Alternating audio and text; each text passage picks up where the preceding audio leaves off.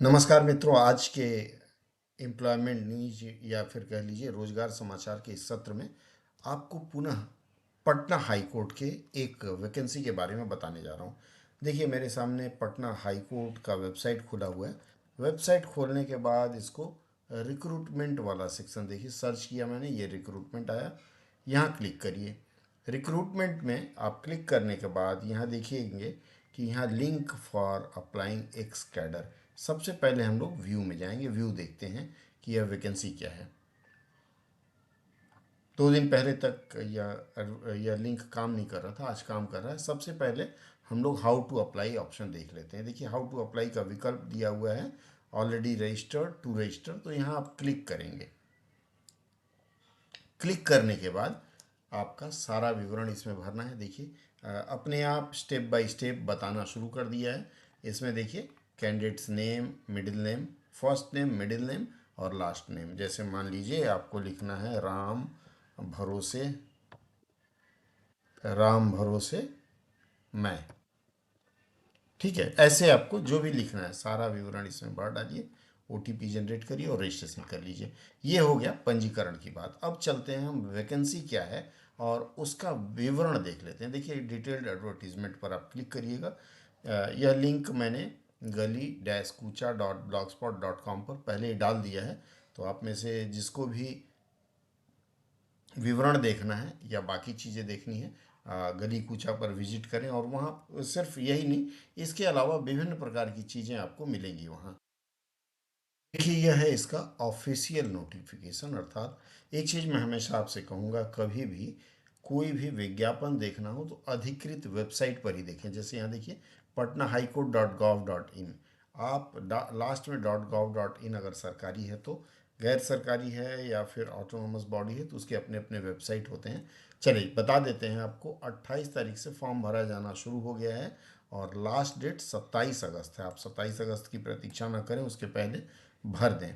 Online फ़ी पे करने का 1-2 दिन आपको एक्स्ट्रा दिया गया है।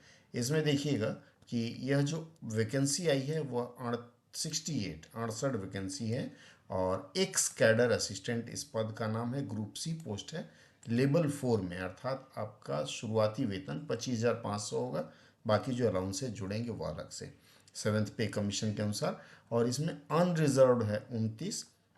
Horizontal reservation for post of women out of total 10 महिलाओं के लिए रिजर्व है। शेड्यूल कास्ट 11 और शेड्यूल ट्राइब के 1। एक्सट्रीमली बैकवर्ड ईबीसी, ये बिहार में होता है, 12 हैं। बैकवर्ड क्लास बीसी जो है वह 8 है और ईडब्ल्यूएस के लिए 7 हैं। इसके अलावा महिलाओं के लिए कुल 23 सीटें आरक्षित हैं। एक चीज़ ध्यान दीजिएगा, बिहार सरकार का कहना है कि आप यदि आरक्षण की मांग करते हैं तो उसके लिए आपको बिहार का निवासी होना चाहिए। यदि आप बिहार के निवासी नहीं हैं तब भी इन पदों के लिए आवेदन कर सकते हैं, लेकिन आपको आरक्षण नहीं मिलेगा। अब आरक्षण के साथ साथ उम्र में छूट की भी बात है, तो वह चीज़ आपको नहीं मिलेगी। अच्छा, इसमें लोकोमोटर डिसेबल्ड जो कैंडिडेट हैं उनके लिए 3 पद और रखा गया है। और नंबर ऑफ वैकेंसी हमेशा लिखा जाता है कि कभी भी घट बढ़ सकती है। एलिजिबिलिटी में आपको भारत का नागरिक होना चाहिए।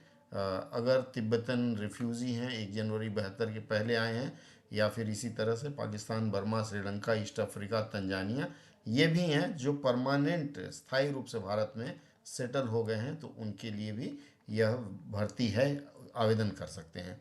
कैरेक्टर आपका ख़राब नहीं होना चाहिए। आप अगर 1 से अधिक पत्नी है आपके पास तो भी आप नहीं कर सकते। फिजिकल फिटनेस की थोड़ी आवश्यकता है। उम्र इसके लिए मांगी गई, बहुत अच्छी उम्र दी गई है, न्यूनतम 18 वर्ष होना चाहिए। और आगे अनरिजर्व कैटेगरी के लिए 37 वर्ष मांगा गया है। मतलब जो लोग अनुवादक की परीक्षा दे करके थक गए हैं, उम्र बीत गई है, ऐसे लोगों को सलाह दूंगा कि आप इस वैकेंसी को टारगेट कर सकते हैं। ईडब्ल्यूएस फीमेल कैंडिडेट के लिए 40 वर्ष, बीसी ईबीसी के लिए 40 वर्ष और एससी एसटी के लिए 42 वर्ष। कुल विस्तार से लिखा हुआ है। मिनिमम एजुकेशनल क्वालिफिकेशन मांगा गया है ग्रेजुएट इन एनी डिसिप्लिन। आपको स्नातक होना चाहिए, आप बीए पास हो, बीकॉम पास हो, जो भी है ग्रेजुएट होना चाहिए। और डिप्लोमा या certificate at least 6 month course computer application का होना चाहिए। इसके अलावा जिनके पास एनसीसी का बी सर्टिफिकेट है उनके लिए भी छूट रहेगी। टेरिटोरियल आर्मी में अगर कम से कम 2 वर्ष काम किए हों तो आपके लिए भी छूट रहेगी। रिजर्वेशन का शेड्यूल इन्होंने बताया है कि किसके लिए कितना रहेगा, इसका ध्यान रखना है।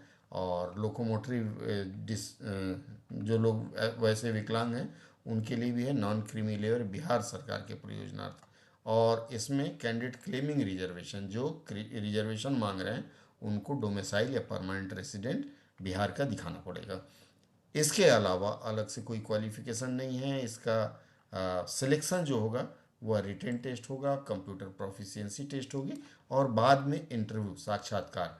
आपको मिनिमम 40% ले आना है प्रिलिमिनरी टेस्ट में, अगर होता है, इफ़ कंडक्टेड लिख दिया गया है।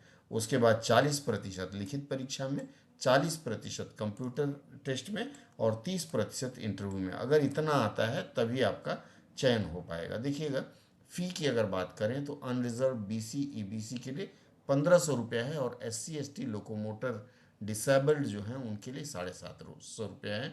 ये पेमेंट आपको ऑनलाइन करना है। सेंटर ऑफ एग्जामिनेशन आपका cities district in which are to allocate, ये डिटेल इसके एनेक्सर 2 में दिया गया है, आप वहाँ देख सकते हैं। अपॉइंटमेंट वगैरह तो सिलेक्शन के बाद का है। जनरल इंस्ट्रक्शन बाकी विवरण आप इसमें पढ़ सकते हैं कि क्या क्या इसमें रहेगा। सिलेबस ज़रा बता दूं, जनरल इंग्लिश होगी, वह 20 नंबर के और 20 प्रश्न होंगे। रीजनिंग एंड क्वांटिटेटिव एप्टीट्यूड 20 प्रश्न होंगे और 20 अंक के होंगे।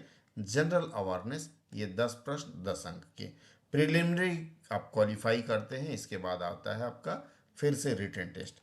जनरल इंग्लिश 30 नंबर का, रीजनिंग 30 नंबर का, अवेयरनेस 20, जनरल हिंदी ये लाभ है हिंदी वालों को 10-10 का, और कंप्यूटर अवेयरनेस। इसके बाद जो कंप्यूटर प्रोफिशिएंसी टेस्ट होगी उसमें वर्ड प्रोसेसिंग, कहने का मतलब है पावर पॉइंट, एक्सेल, वर्ड, इस तरह की चीज़ें होंगी। ये जो स्प्रेडशीट लिखा है पावर पॉइंट का है। और इंटरनेट की प्रोफिशिएंसी देखी जाएगी। उसके बाद इंटरव्यू होगा, वह आपका 30 मिनट चलेगा, 20 अंक का होगा। कुल मिलाकर के बाकी विवरण आप देख लीजिएगा। रीजनिंग में क्या है, जनरल इंग्लिश में क्या है, जनरल अवेयरनेस क्या है और रिटन टेस्ट का ये सिलेबस आप इसके विज्ञापन में देख सकते हैं। आज के लिए इतना ही। अगर आपको लगता है, एग्जामिनेशन सेंटर देखिए आरा, भागलपुर, दरभंगा, मुजफ्फरपुर, पटना और पूर्णिया है। इसी बहाने आप पटना घूमने का एक प्रोग्राम बना सकते हैं।